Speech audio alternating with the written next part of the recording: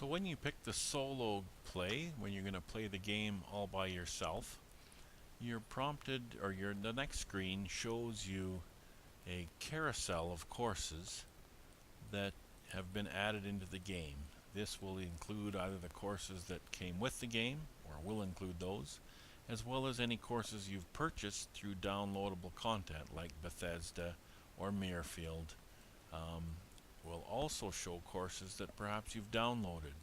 These are courses that were designed by other users, and they have shared those courses with the community for our enjoyment.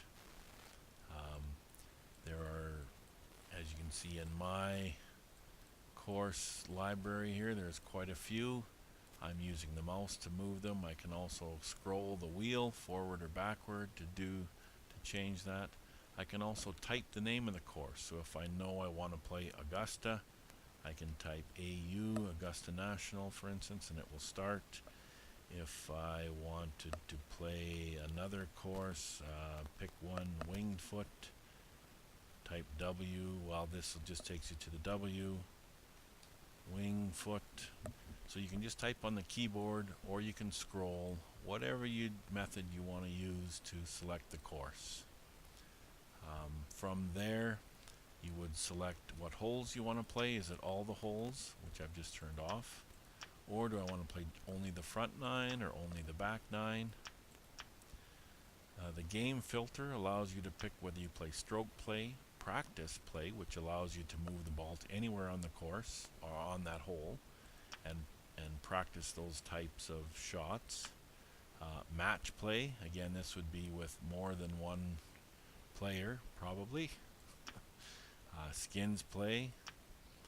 A challenge, which would set up, again, it looks like a par 3 challenge. So again, this only selects probably the par 3 holes.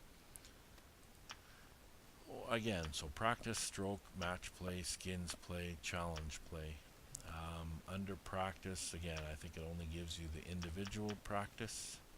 If you go to stroke play, you've got individual stroke, you've got team stroke, you've got alternate shot stroke play, also called, I believe, foursomes. Individual Stableford, individual hazard golf, which is a different mode of play where you're trying to hit into the hazards and into the rough and still score a par, giving you the most points. Alternate shot as a team in hazard golf, there's 3-person points. Greensomes, scrambles, 2-ball, 4-ball, individual stroke play. So as you can see, lots of different types of games that you can play just within the stroke play. If you go to match play, you've got similar selections. You know, again, it's just not quite endless, but almost endless. And it's same with skins, right? You've got team skins, alternate shot, individual skins. Challenge, again, gives you a par 3 challenge, another skills challenge, distance challenge. So there we have it.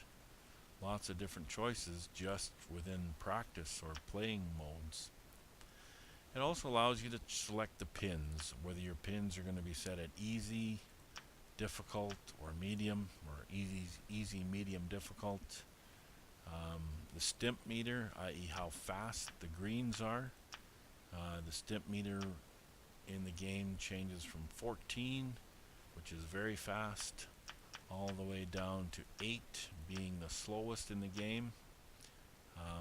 Most of the municipal courses that a lot of us probably play on weekends in real life are probably somewhere around 8, maybe 9, possibly even 10, but that's getting fairly fast for most players.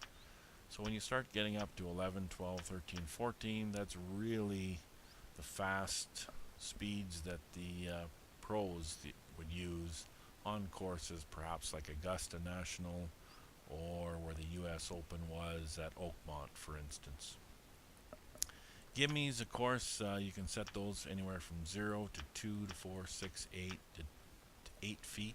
Basically, this is in feet, so that would be about 2.4 meters. But anyway, that allows you to take a gimme when you get close enough, right? Lots of people inside the leather they take. So that's up to you to set for your individual solo play rounds. Handicaps enabled. Again, if you're playing by yourself, you may want to put handicaps on, or possibly not. Most often not, but again, that's up to you. And if your handicap is enabled, then it would take the handicap that you've set under your player in the player screen. So for instance, I've set 25 as my handicap. I'm not very good, but so then it would, then it would choose 25 for that core, or for that handicap. I forget what course I was on. It doesn't really matter. As you can see, anytime you change tabs up here, you have to basically reset your solo game, which is a bit of a nuisance, but it's not the end of the world. It also allows you to set the maximum number of players, so this isn't really critical, but if you've set it at 1 or 2 and you perhaps have 3 players that want to play, well, you can't. Of course, you would need to have a minimum of 3. So a lot of times you can leave the default at 8, even if only 1 player is going to play. It doesn't really matter. A note about that, though, the number of players that are used in a solo game. Basically, a solo game doesn't necessarily mean play by yourself. It also could mean play within one computer or at one station. And the caveat with this is that you must all play with the same swing method, whether it's RTS or a swing meter or a simulator or a controller. You have to all play the same. You cannot, one person can't use a mouse, the other person use a controller, and a third person use a simulator, for instance. They all have to use the same method. You can change the different difficulty levels and skill levels that you use, but again, you have to use the same swing method. Going down the right side, you've got the various tees. Different courses have different tees. You pick your tees: championship, back, member, ladies, tournament. Some courses have challenge tees, etc. So you just select the ones you want to play from. The firmness setting is more for the, I guess, tee boxes to a degree, but the fairways mostly, and the greens as well. They can be they can be soft, normal, and hard. So soft meaning typically a kind of a softer, possibly wet course, where your ball perhaps won't bounce as much. It'll be absorbed by the ground, the energy will, and therefore again not bounce as much.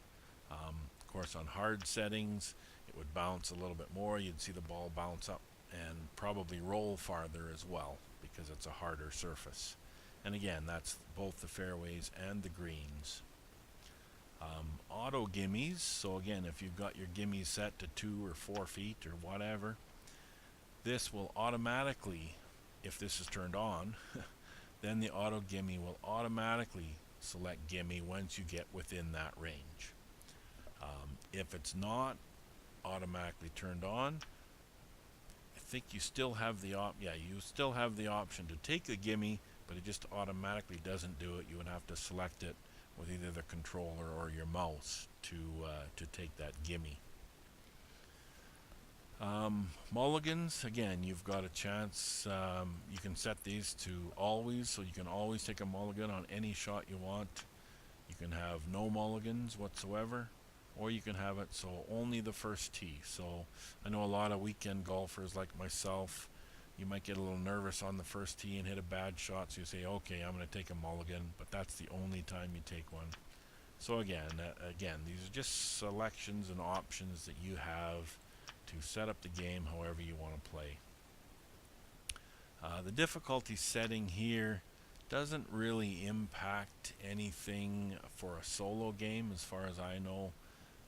This basically says if you set this difficulty setting when you're in the lobby and inviting players to play, it would probably impact what difficulty level that your opponents would have to play at.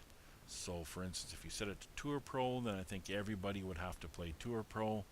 If you set it to any, then you could get amateur or beginner players playing against pro players or hackers or Tour Pro players.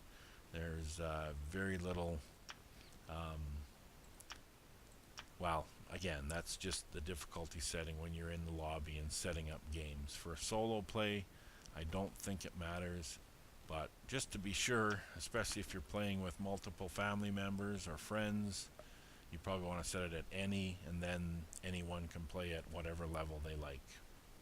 So when that's ready, you can hit create the game, and then it brings you to the players that you want to add to the game. So if you want to add a player, you can just click on that, and I've got a few set up as a hacker, amateur, pro, whatever. You can pick that, and as you can see, it changes the color, so yellow or red.